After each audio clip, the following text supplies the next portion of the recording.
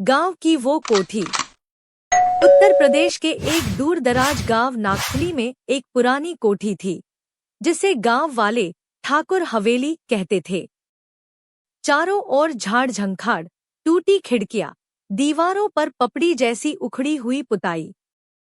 कहते हैं, इस कोठी में कोई रात बिताता था तो सुबह जीवित नहीं मिलता। लोगों ने तरह तरह की बातें बना रखी थी।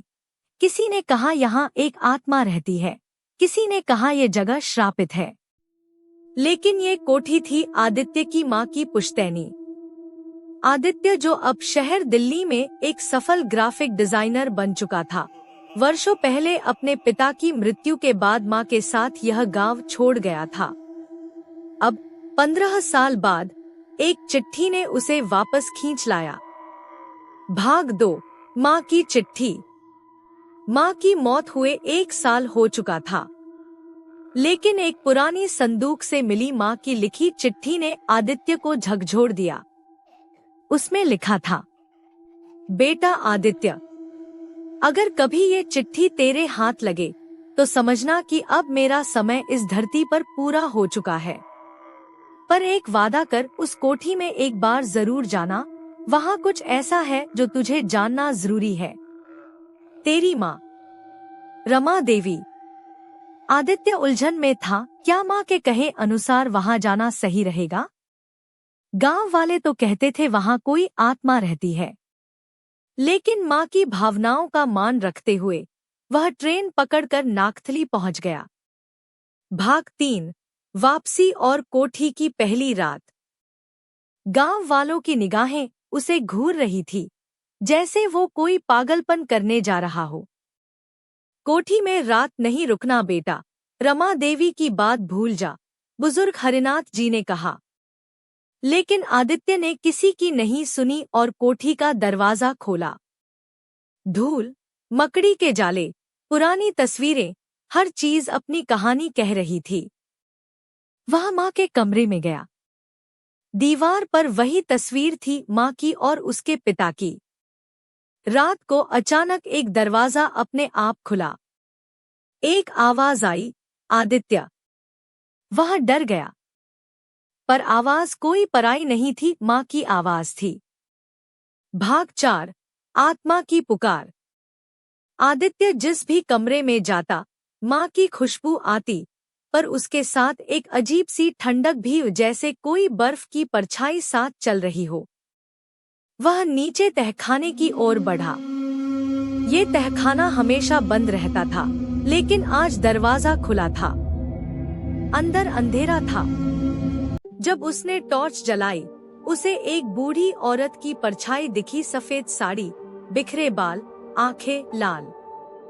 तू आ गया, मुझे मुक्त कर, आवाज आई। वह कांप गया। माँ? पर वह आत्मा माँ नहीं थी।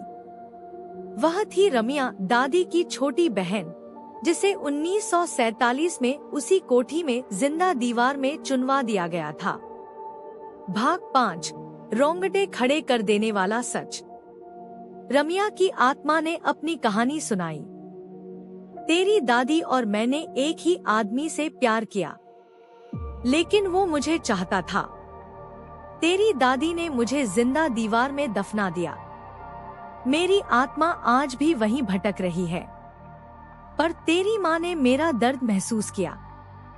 हर साल वह यहाँ आती थी, मेरी शांति के लिए पूजा करती थी, लेकिन वह तुझे कभी सच नहीं बता पाई। अब तू आया है तो वादा कर, मेरा अंतिम संस्कार करेगा। आदित्य फफक पड़ा। एक अनदेखी बुआ की आत्मा, जिसे उसका परिवार भूल गया था, उसे मुक्ति देने की जिम्मेदारी अब उस पर थी। भाग 6, अग्नि और आंसू। अगले दिन आदित्य ने पूरे गांव के सामने सच्चाई उजागर की। कुछ लोगों ने विश्वास किया, कुछ ने मजाक उड़ाया, लेकिन जब तहखाने की दीवार तोड़ी गई, वहां से हड्डियों का ढांचा और पुराने कंगन मिले रमिया के नाम का। गांव में सनसनी फैल गई। आदित्य ने अपने हाथों से रमिया की चिता सजाई। उसकी आंखों में आंसू थे, मन में डर नहीं, बस दर्द था। चिता की अग्नि में रम्या की आत्मा शांत हो गई। अचानक हवा थम गई, आसमान साफ हुआ और कोठी से एक हल्की सी माँ की मुस्कान की झलक आई, जैसे कह रही हूँ, अब चैन मिला। भाग 7। अंत लेकिन नया आरंभ। आदित्य अब हर साल उस गांव आता है। कोठी को उसने नए सिरे से बनवाया। अब वहां एक स्कूल चलता है, माँ के नाम से, रमा देवी विद्या मंदिर। वह अक्सर माँ की आखिरी चिट्ठी को पढ़ता है और उसके आखिरी शब्दों को महसूस करता है। हर डर में एक अधूरी कहानी होती है, बस कोई उसे सुनने वाला चाहिए। कहानी का सार। यह सिर्फ एक डरावनी कहानी नहीं, एक अधूरी आत्मा की दास्तान है, जिसे अपनों की समझ, प्यार और श्रद्धा ने मुक्त किया। डर वहां नहीं होता जहां दिल में सच्चाई और आंखों में आंसू हों। शाबाश।